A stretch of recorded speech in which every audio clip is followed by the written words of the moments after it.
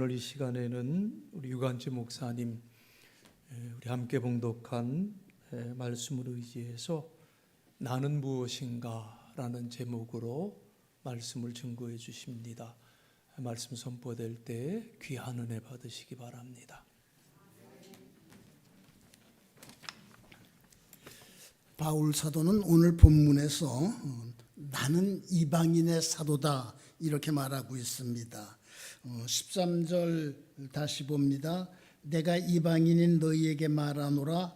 내가 이방인의 사도인 만큼 내 직분을 영광스럽게 여기노니. 내가 이방인의 사도인 만큼. 오늘 본문에서만 이렇게 말하는 것이 아닙니다. 로마서 거의 끝부분이라고 할 수 있는 로마서 15장 16절에서는 이 은혜는 곧 나로 이방인을 위하여 그리스도 예수의 일꾼이 되어 하나님의 복음의 제사장 직분을 하게 하사 이방인을 제물로 드리는 것이 성령 안에서 거룩하게 되어 받으실 만하게 하려 하심이라. 자기를 나로 이방인을 위하여 그리스도의 예수의 일꾼이 되어 이방인을 위한 그리스도 예수의 일꾼이라고 이렇게 말하고 있습니다. 이방인을 위한 그리스도 예수의 일꾼. 이거는 그 이방인의 사도와 같은 뜻이에요. 줄여 말하면 이방인의 사도 이렇게 되기도 합니다. 뭐 로마서에만 이렇게 말하고 있는 것 아닙니다. 갈라디아서 2장 8절 보면은 아주 더 강하게, 아주 그냥 분명하게 그렇게 말하고 있어요. 베드로에게 역사하사 그를 할례자의 사도로 삼으신 이가 또한 내게 역사하사 나를 이방인의 사도로 삼으셨느니라. 이 할례자란 말이 나오는데 뭐 잘 아시겠지만 이것은 유대인과 같은 뜻이에요. 유대인들은 나면서 그 남자들 8일 되면은 할례를 받았습니다. 예수님도 그렇게 하셨고 바울도 그렇게 했습니다. 그러니까 할례자의 사도, 이거는 유대인의 사도와 같은 뜻입니다. 바울은 이 갈라디아에 서서 베드로는 할례자의 사도, 유대인의 사도, 나는 이방인의 사도, 아주 목소리를 높여서 말하고 있습니다. 바울은요 베드로와 자기만 이렇게 비교한 것 아닙니다. 그 초대교회에 기둥과 같은 세 인물이 있었어요. 누구예요? 다 예수님의 제자. 그것도 아주 측근 제자라고 할 수 있는 그런 인물들이었는데 베드로, 야고보, 요한. 바울은 그들 모두 이방인을 위한 일꾼들이고 그리고 자기와 함께 일하는 바나바는 이방인을 위한 바울은 그들이 모두 유대인들 일꾼이고 바나바와 자기는 이방인을 위한 일꾼이라고 갈라디아서 2장 9절에게 말하고 있어요. 또 기둥같이 여기는 야고보와 게바와 베드로입니다. 요한도 내게 주신 은혜를 알므로 나와 바나바에게 친교의 악수를 하였으니 우리는 이방인에게로 그들은 할례자에게로 가게 하려 함이라.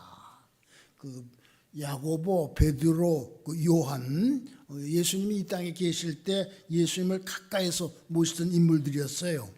바울에게는 그런 체험이 없었죠. 그게 바울의 약점이기도 했는데요. 그들은 말하자면 예루살렘 교회의 주류였습니다. 요즘 말로 하면 정치판에 비교하면 여당이었어요. 그러나 바울은 아주 담대하게 그들은 유대인들을 위한 일꾼이고 나는 이방인들의 사도다 이렇게 강조했습니다. 여러분, 이방인의 사도가 무슨 뜻일까요? 이방인이 어떤 뜻을 가진 말입니까? 중국어 성경을 보면 외방인이라고 이렇게 나오는데요. 이 이방인의 뜻을 성도들에게 더 정확하게 알려드려야 되겠다. 그래서 표준 국어 대사전을 이렇게 거기에 들어가 봤습니다. 요즘은 아주 사전의 영향력이 커져가지고 그런 작업을 좀 이렇게 자주 하게 되는데요. 거기에 있는 이방인의 뜻풀이를 보고 제가 약간 놀랐어요. 1. 다른 나라 사람 그렇게 놓고요. 그 다음에 2. 유대인이 선민의식에서 그들 이외의 여러 민족들을 얕잡아 이르던 말 이렇게 그 풀이되어 있습니다. 이 여기 나오는 이방인은 그 성경 용어입니다. 종교 용어인데 일반 사전에서 이렇게 정확하게 올라가 있구나. 그 이방이라는 말이 그렇구나. 그걸 이렇게 보고서 조금 놀랐어요. 그래요. 이방인은요, 유대인들이 선민의식, 우리만 택함 받았어? 이 말은 곧 우리만 구원받아, 그런 뜻과 마찬가지입니다. 그 우리만 선택받은 민족이야, 그런 의식에서 그들 이외의 여러 민족들을 얕잡아서 부르던 말입니다. 이거는 설교의 흐름에서 약간 빗나가는 이야기인데 이 사전에요, 이방인에 대한 해설이 하나 더 나오더라고요. 뭘 것 같아요? 프랑스의 작가 카뮤가 1942년에 발표한 소설, 카뮤의 이방인, 그 유명한 소설이죠. 이 가운데 아마 읽으신 분들이 계실 줄로 압니다. 지금 우리나라 그 한강 작가가 노벨 문학상 이렇게 수상자로 발표돼 가지고 모두 기뻐하고 있는데요. 카뮤는 67년 전에, 그러니까 1957년에 노벨 문학상을 받았습니다. 한강 작가가 노벨 문학상 수상자로 결정됐다, 그런 소식이 이렇게 보도됐을 때, 이 작가가 기독교인이었으면 좋겠다. 뭐 그래가지고 인터넷에서 한강 검색해 보니까 종교란에 무종교 이렇게 나오더라고요. 그 한강 작가의 삼촌이 그 침례교 목사님이라고 그래요. 대전에서 목회하시다가 아마 은퇴하신 것 같은데, 이분이 최근에 내가 신앙을 가졌으면 참 좋겠다, 그런 아주 긴 글을 갖다가 이 유튜브에, SNS에 발표해가지고 화제가 되고 있습니다. 뭐 그렇게 말하는 동영상도 있다고 그러는데 저는 동영상은 보지 못했어요. 우리나라에서 다음번 노벨 수상자가 나올 때 그 사람은 기독교인이었으면 참 좋겠어요. 그래가지고요, 나는 하나님께서 내게 주신 달란트를 가지고 많은 것을 남기려고 애쓰다 보니까 이렇게 상을 받게 됐습니다. 뭐 이렇게 수상 소감을, 이렇게 신앙 고백적인 수상 소감을 듣게 된다면 그 얼마나 참 교회에 유익이 될까, 그런 생각을 가져봤습니다. 성경에 나오는 이방인은 유대인들이 아닌 사람들을 말해요. 유대인들은 아까 말씀드렸어요, 자기들만 구원받는다고 그랬어요. 이방인들은 구원받지 못한다고 그랬어요. 이방인들은 지옥의 불쏘시개 감으로 이렇게 만들어졌다고 그렇게 말하고, 뭐 탈무드라고 그들이 이렇게 경전으로 삼는 책에도 그렇게 올라가 있습니다. 그런데 바울이 이방인 구원을 말하고 자기는 이방인의 사도라고 말하고 그렇게 나오니까는 약간의 마찰, 갈등이 있었습니다. 사도행전을 보면 그 일이 자세하게 기록되어 있어요. 사도행전 15장을 보면 사도와 장로들이 예루살렘에 모여서 회의한 일이 기록되어 있습니다. 교회 역사에서는 무슨 어려운 문제가 있을 때는 교회 지도자들이 모여서 이렇게 회의를 해서 그 문제를 해결했는데, 이 예루살렘 회의가 이것이 서기 51년경에 열렸어요. 그러니까 지금으로부터 1973년 전쯤에 열린 회의인데, 교회 역사에서 제1차 회의로 그렇게 기록되어 있습니다. 그 회의의 주제가 이방인 구원, 이방인 선교 문제였어요.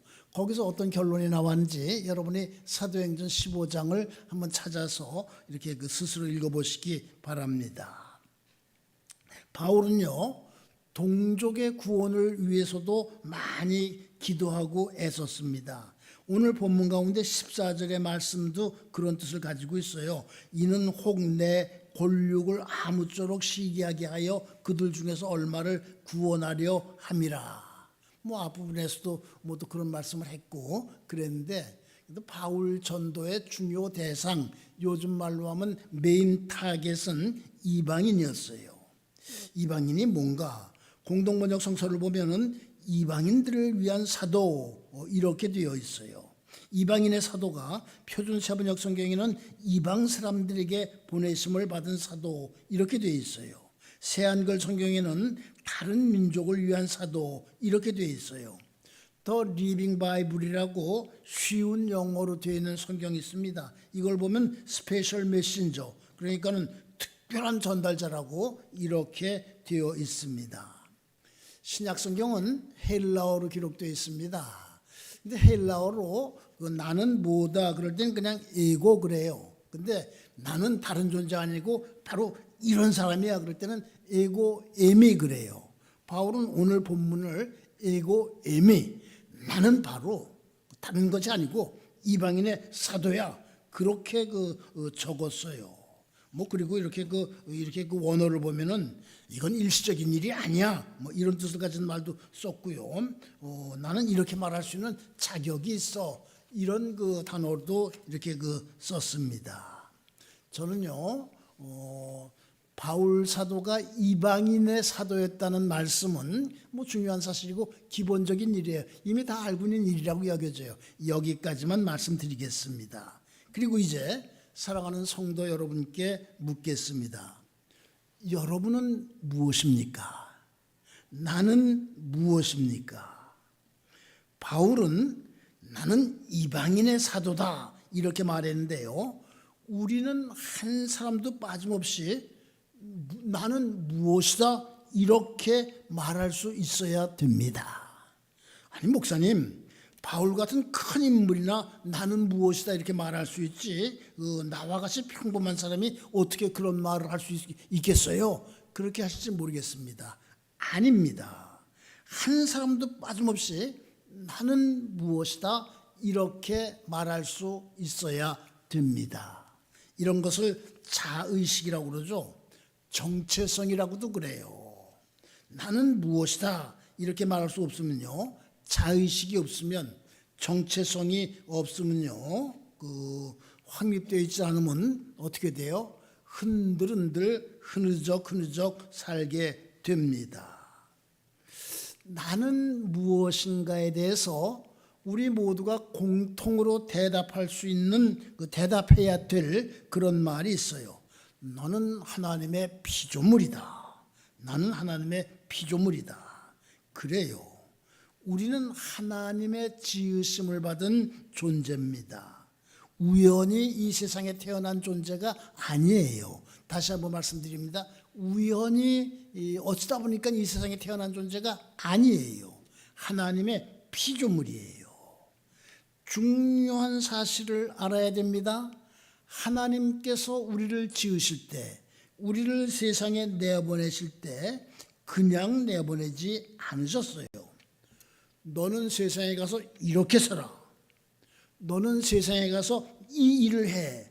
임무를 주어서 보낸 것을 아셔야 됩니다. 하나님께서는 바울 사도에게 너는 세상에 가서 이방인 선교를 해라 하는 사명을 주어서 보냈어요. 바울은 뭐 여러 가지 그 일들을 겪으면서 그 사실을 확실하게 깨닫고 아까 말씀드린 것처럼 반복해서 아주 강한 표현을 써가지고 이렇게 말하고 있는 거예요. 나는 이 일을 해야 된다. 나는 그러기 위해서 이 세상에 태어났다. 깨닫는 것은 대단히 아주 중요한 일입니다. 제가 50여 년 전에 고등학교 국어교사 생활을 몇 해 했습니다. 근데 학교에서 시간표를 짤 때 자기가 주로 담당한 과목 말고 뭐 좀 이렇게 다른 과목을 이렇게 맡아야 되는 그런 경우도 있습니다. 그런 걸 자투리 시간을 맡는다 그랬는데요. 저도 그래서 국민윤리라는 과목을 하나 더 맡게 됐습니다. 지금도 국민윤리 이런 과목이 고등학교에 있는지 모르겠는데요. 그때 국민윤리 교과서를 열면은 앞부분에 제2의 탄생에 대한 이야기가 나옵니다. 나는 이 일을 위해서 태어났다 이 깨닫는 것을 제2의 탄생이라고 그랬어요. 그리고 제2의 탄생에 대한 본보기로 링컨에 대한 이야기가 거기 교과서에 실려 있었습니다. 링컨이요, 고향이 일리노이주인데 거기서 아버지를 도와서 그래서 평범하게 농사일을 하면서 이렇게 소년 시절을 보내고 있었어요. 12살 때인가 이렇게 아버지를 따라서 미시시피 강 옆에 있는 뉴올리언스라는 큰 도시에 갔다가 노예시장을 처음으로 이렇게 보게 됐습니다. 흑인 노예를 물건처럼 사고 팔고 또 이렇게 부모가 팔려가면 그냥 자녀들이 울고, 링컨은 이 장면을 보고서 깊은 충격을 받았어요. 링컨은 이런 일은 있을 수 없다. 나는 저 노예들을 해방시키는 일에 내 일생을 바치겠다 결심을 합니다. 국민인류 교과서에 그것이 링컨의 제2의 탄생이었다고 그렇게 적혀 있습니다. 이 일이 링컨을 노예 해방가로 만들었다 그렇게 적혀 있어요. 사람은 두 번 태어나는데 한 번은 그 육신적인 탄생, 어머니 이렇게 뱃속에서 나오는 거고요. 또 한 번은 그러니까 제2의 탄생은 정신적인 탄생. 나는 이 일에 내 삶을 바친다 이렇게 결심하는 그 정신적인 탄생이라고 그렇게 돼 있었어요. 학생들이 그 이야기를 읽으면서 그 국민연리 과목의 그 앞부분 그걸 읽으면서 마침 뭐 그런 그 청소년 때 아니에요. 아주 이렇게 깊은 그 감동을 받았다고 그렇게 말하는 학생들을 많이 만나게 됐어요. 정신적인 탄생, 나는 이 일을 위해서 내 일생을 바치겠다 결심하는 걸 말해요. 이걸 기독교적인 표현으로 바꾸면요, 하나님은 이 일을 하라고 나를 이 세상에 보내셨다 깨닫는 것을 말합니다. 사명을 확인하는 것을 말합니다. 사랑하는 성도 여러분, 정신적인 탄생, 제2의 탄생을 하셨습니까? 하나님께서 나를 왜 이 세상에 보내셨는지 깨달으셨습니까? 아이 목사님, 그건 훌륭한 사람들의 얘기고요. 나는 그저 하루하루 먹고 살기에 바쁜 아주 그 평범한 사람이에요. 좀 심하게 말하면 보잘것없는 사람이에요 하실지 모르겠는데요. 아니에요. 평범한 삶, 작은 일이라도 이것은 하나님이 하라고 이렇게 하신 일이라고 하면서 이렇게 생각하면요, 그 의미가 달라져요. 그 일을 대하는 태도도 달라지게 됩니다. 디모데후서 2장 20절과 21절을 보면은 큰 집에는 금그릇과 은그릇뿐 아니라 나무그릇과 질그릇도 있어 귀하게 쓰는 것도 있고 천하게 쓰는 것도 있나니 그러므로 누구든지 이런 것에서 자기를 깨끗하게 하면 귀히 쓰는 그릇이 되어 거룩하고 주인의 쓰심에 합당하게 하여 모든 선한 일에 준비함이 되느니라, 이런 말씀이 있어요. 금그릇이냐 은그릇이냐 나무그릇이냐 질그릇이냐 뭐 이것도 중요합니다. 더 중요한 것이 있어요. 귀하게 쓰는 그릇, 거룩하고 주인의 쓰심에 합당한 그릇이 되는 것, 그것이 더 중요해요. 생선회를 먹습니다. 뭐 비싼 생선회가 담긴 큰 그릇, 큰 접시, 그거 중요하죠. 그런데요, 겨자를 푼 간장을 담는 그 아주 조그만 그 접시, 그것도 중요해요. 그거 없으면 회 제대로 먹을 수 있겠어요? 그런 접시도 있어야 됩니다. 나는 무엇인지, 하나님이 나를 왜 이 세상에 보내셨는지, 왜 이 일을 나에게 맡겼는지 깨닫고 또는 발견하고 그 일에 최선을 다하는 그런 삶을 살아야 됩니다. 사랑하는 성도 여러분, 그렇게 사시기 바랍니다. 영화 얘기 둘 하겠어요. 하나는 한국 영화고 하나는 일본 영화예요. 인천 상륙 작전, 이 영화 보신 분들이 많을 거예요. 거기에 한 소년병의 이야기가 나옵니다. 6.25 전쟁이 일어났어요. 메가더 장군이 동경에 사령부가 있었는데 급하게 한국 전선을 방문했어요. 이렇게 시찰하다가 총도 없이 참호를 지키고 있는 소년병을 이렇게 만나게 됩니다. 메가더 장군이 그 소년병에게 왜 후퇴를 하지 않고 있냐고 물으니까는 그 소년병의 대답, 후퇴 명령을 받지 않았기 때문입니다. 그렇게 대답하고 우리에게 총과 실탄을 주십시오. 아마 그 장면들 많이 기억하실 거예요. 그 영화에 나오는 이 이야기는 사실은 실제로 있었던 얘기라고 그러는데, 실제 이야기의 주인공은 이렇게 소년병이 아니고 무슨 하사라고 이렇게 나오던데요. 영화에는 이 얘기는 나오지 않지만은 메가더 장군이 이 병사에게 언제까지 여기를 지키고 있을 거냐고 그렇게 물었다고 그랬대요. 그랬더니 병사는 후퇴 명령이 내려올 때까지 또는 전사할 때까지입니다. 이렇게 대답했다고 합니다. 이 소년병에게 깊은 감동을 받은 메가더 장군은 무슨 일이 있어도 이 소년병의 나라를 이렇게 도와줘야 되겠다. 그렇게 결심을 해요. 그리고 인천 상륙작전을 구상합니다. 워싱턴에서는 이 인천 상륙작전을 아주 그냥 크게 반대를 했어요. 성공할 확률이 5,000분의 1이라고 그렇게 나오죠. 고위장성 셋이 동경의 메가더 사령부를 찾아와서 그거 취소하라고 그냥 조수 간만에 차이도 심하고 사다리 타고 올라가 그런 게 되냐고 이렇게 반대를 하죠. 그때 메가더 장군이 이 소년병의 이야기를 하면서 그들을 이렇게 설득하는 그런 장면이 있습니다. 그 소년병, 나는 이 참호를 지키라는 명령을 받은 군인이다. 나는 그 명령을 지켜야 된다. 이걸 잘 알고 있었습니다.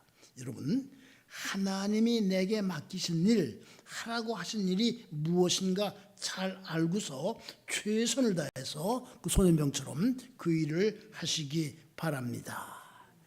디모데후서 2장 3절, 너는 그리스도 예수의 좋은 병사로 나와 함께 고난을 받으라 하는 말씀이 있어요. 빌레몬서 1장 2절에도 비슷한 말씀이 있어요. 또 찬송가 가운데도 나는 예수 따라가는 십자가 용사라는 찬송가도 있어요. 이 소년병과 같은 그런 마음으로 일하는 좋은 병사와 같은 성도들 되시기 바랍니다. 또 하나의 영화는 Perfect Days예요. 완벽한 날들이라고 번역할 수 있겠죠. 국내에서도 상영됐다고 그래요. 보신 분들 혹시 계신지요?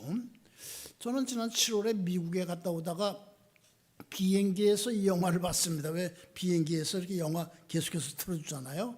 근데 그 영화 볼 때 이렇게 정신 차려서 보는 사람들 별로 없습니다. 그래서 시간 보내기 위해서 졸면서 대강대강 보죠. 저도 그렇게 보다가요. 점점 더 그 영화에 빨려 들어가서 집중하게 됐습니다. 일본 도쿄의 화장실 청소부의 이야기입니다. 주인공이 콧수염을 기른 중년 남자죠. 작업복 왼쪽 가슴에 도쿄 토일렛, 그러니까 도쿄의 화장실 청소부 이렇게 표시되어 있고 뒤에는 아주 크게 그렇게 되어 있어요. 매일 아침에 그 작업복을 입고서 작은 차, 미니밴이라고 부르죠. 거기다가 이제 작업 도구들, 청소 용품들을 싣고 일터로 갑니다. 그리고 이제 공공시설의 화장실을 정말 꼼꼼하게 청소해요. 왜 작은 확대 거울 있잖아요. 이렇게 틈틈 이렇게 보는 거. 그거 가지고 틈틈 다 살피면서 먼지가 있나 없나 해가지고 걸레질을 하고 그렇게 일을 합니다. 그리고 일하지 않는 시간에는 음악도 들어요. 올드팝 음악도 듣고 또 나무 사이에 햇살 비치는 거 이 카메라를 가지고 이렇게 찍기도 하고 헌책방에 가서 책을 사다 보기도 하고 그렇게 이렇게 지냅니다. 아주 밝은 얼굴로 즐겁게 지내요. 그 영화에 찌푸린 얼굴이 나오는 그런 장면이 없더라고요. 이 영화 선전 문구에 인생의 작은 즐거움들에 대한 찬가, 영혼을 정화시키는 영화, 이런 말들이 있는데, 그 말대로 이렇게 그런 모습을 이렇게 보여줍니다. 그 화장실 청소부, 내가 해야 될 일, 내가 맡은 일, 이거야. 그런 확신을 가지고 있었길래 그 화장실 청소하는 일에 그렇게 성실하게 할 수 있었고요. 또 즐겁게 살 수 있었던 것입니다. 여러분, 작은 일이라도 남들이 보기에는 보잘것없어 보이는 그런 일들이라도 하나님께서 내게 하라고 하신 일, 내게 맡기신 일이라고 생각하면서 즐겁게 하시기 바랍니다. 최선을 다하시기 바랍니다. 난 무엇이다? 하나님은 이 일을 위해서 나를 이 세상에 보내셨다. 나는 최선을 다해서 이 일을 해야 된다. 이런 믿음을 가지고 있는 삶이 행복한 삶이에요. 그렇게 살아가는 삶의 모습이 아까 소년병이나 도쿄의 화장실 청소부처럼 다른 사람들에게 감동을 줍니다. 크리스천이 그런 자세로 살아간다면 무언의 전도가 될 것입니다. 그렇게 살아가는 사람이 큰 일을 할 수 있어요. 땅콩 박사라는 별명을 가진 사람이 있었어요. 이렇게 그 사람의 전기 제목도 땅콩 박사인데, 조지 워싱턴 카바라고 흑인 노예의 아들로 태어났어요. 아주 힘들게 공부를 해가지고 농학 박사 학위를 받았어요. 그때 미국에서 땅콩이 너무 많이 생산돼가지고 아주 큰 문제가 됐습니다.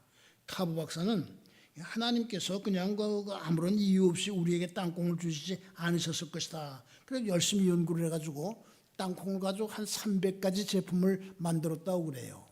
미국 국회에서도 이 땅콩 문제가 아주 그냥 큰 논란의 대상이 됐습니다. 청문회가 열리고 카바 박사가 증인으로 이렇게 출석을 하게 됐습니다. 출석을 했는데 흑인이고 아주 차림이 초라하고 또 땅콩 제품이든 큰 가방을 들고 이렇게 해가지고 등단하니까는 위원장이 그냥 이렇게 멸시하는 생각이 들어서 당신 발언 시간은 10분이라고, 저 멀리 엘리바마주에서 워싱턴까지 왔는데 10분만 발언하라고 그렇게 말했다고 그래요. 카바 박사가 이제 몇 가지 얘기를 하고서 이제 저한테 주어진 시간 10분이 다 지났으니까는 저는 여기서 이제 마치겠습니다. 그랬더니 위원장이 사과를 하고서 당신 발언 시간은 무제한이라고, 그래서 2시간 40분 이렇게 발언을 했다고 그럽니다. 이제 발언을 끝내니까 의원들이 박수를 쳤는데 한 의원이 질문을 했다고 그래요. 당신은 어디에서 그런 지식을 배웠습니까? 카바 박사의 대답: 하나님이 나에게 나에게 맡기신 이런 깨달음이 이런 지식의 근원이 되었습니다. 이렇게 대답했다고 그럽니다. 그런 과정을 거쳐서 땅콩이 지금 미국의 6대 농산물 가운데 하나가 되었다고 합니다. 루즈벨트 대통령이 카바 박사에게 상을 주면서 그의 일생을 이렇게 요약했다고 그래요.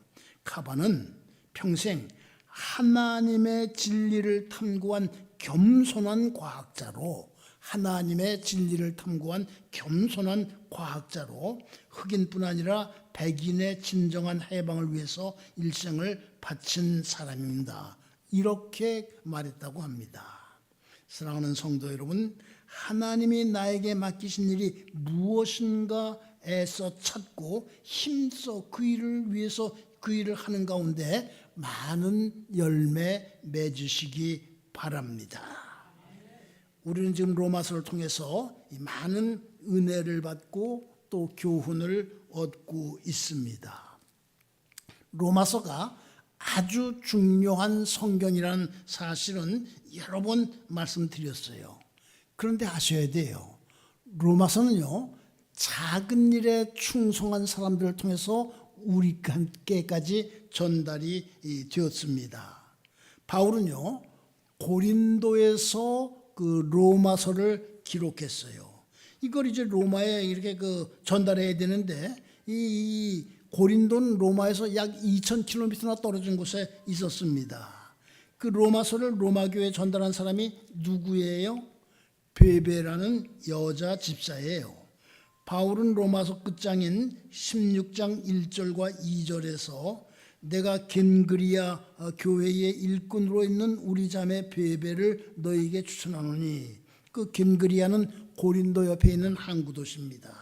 너희는 주 안에서 성도들의 합당한 예절로 그를 영접하고 무엇이든지 그에게 소용되는 바를 도와줄지니 이는 그가 여러 사람과 나의 보호자가 되었습니다. 이렇게 아주 베베를 적극 추천하고 있어요.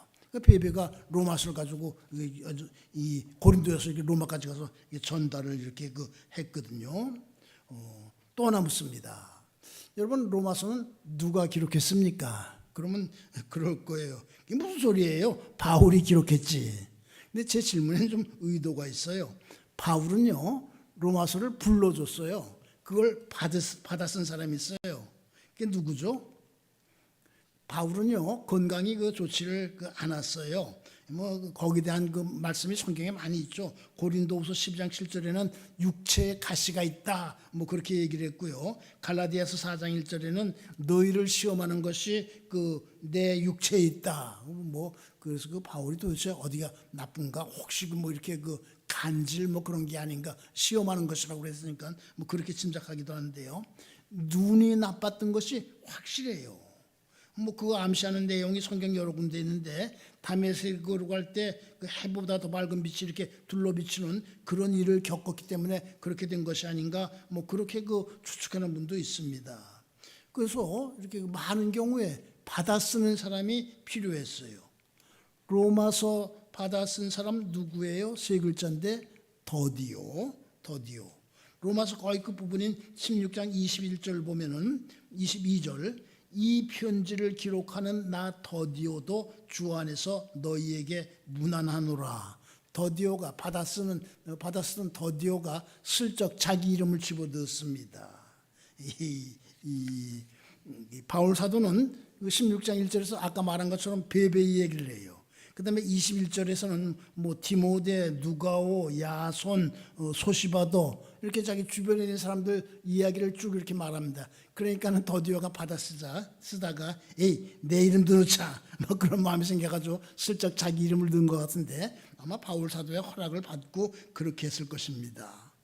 로마서 16장으로 되어 있어요. 적지 않은 분량이에요. 바울 사도 가운데 뭐 양이 아주 많죠. 그거 이렇게 받아 쓰는 거 쉬운 일입니까? 성경 필사하는 분들 많은데 성경 이렇게 보고 필사하기도 사실 쉽지 않아요. 근데 이렇게 듣고 이렇게 받아 쓰는 거, 더구나 이제 이게 바울이 어느 정도 이렇게 불러주고서 지금까지 쓴 거 한번 읽어보라고, 또 뭐 읽으면은 그건 이렇게 고치라고 아마 그러면서 이렇게 진행이 됐을 거예요. 그 쉬운 일 아니죠. 근데 더디오가 그 일을 성실하게 했기 때문에 우리가 이렇게 지금 로마서를 읽을 수 있는 것입니다. 우리 모두가 바울이 될 수는 없어요. 그러나 작은 일을 정성스럽게 하는 베베는 될 수 있어요.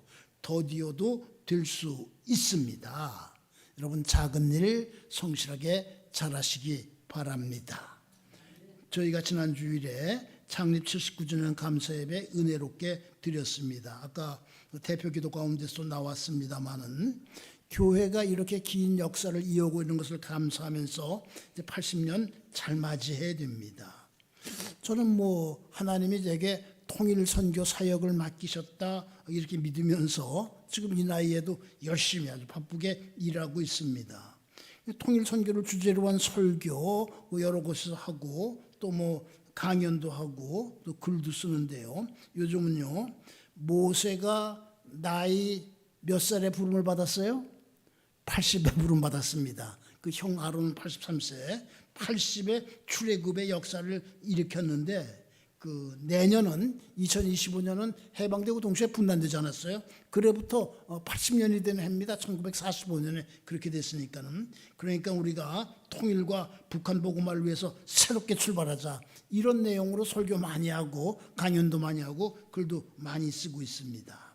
창립 80주년을 바라보고 있는 용산교회, 하나님은 우리 교회에 어떤 일을 맡기셨나 확인하면서 새롭게 출발할 것을 다짐해야 됩니다. 우리가 또한 지난주일에 추수감사주일 예배를 은혜롭게 드렸습니다.